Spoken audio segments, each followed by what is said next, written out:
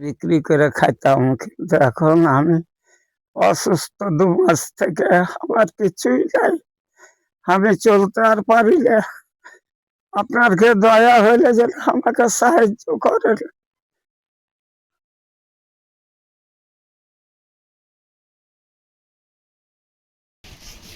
আল্লাহ,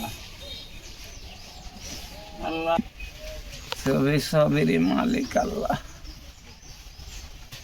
আল্লাহ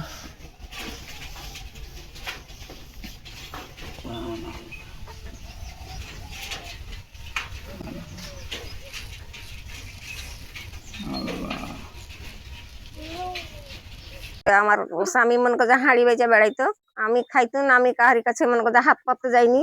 এখন ২ মাস না আমার স্বামী পড়ে আছে। আমি আপনাদের কাছে একটু অনুরোধ করছি, আপনারা কিছু আমাকে সাহায্য করেন।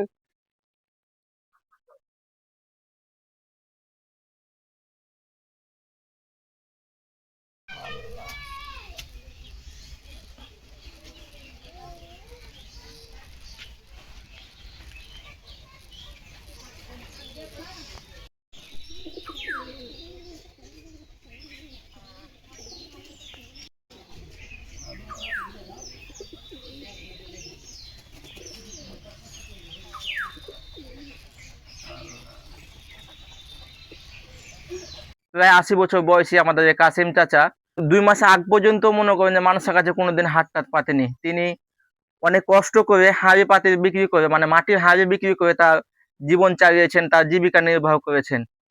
এই কাসিম চাচা কারো কাছে কোনোদিন হাত পাতেননি, কিন্তু তিনি আজ ২ মাস থেকে অনেক বেশি অসুস্থ, যার ফলে তিনি কোনো কাজকর্ম করতে পারছেন না বা হাঁড়ি পাতিলও বিক্রি করতে যেতে পারছেন না।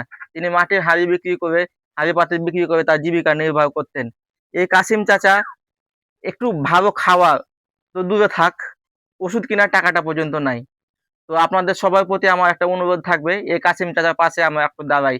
এই রমজান মাস, এই রমজান মাসে আমরা একটু হলেও ভালো কাজ করি।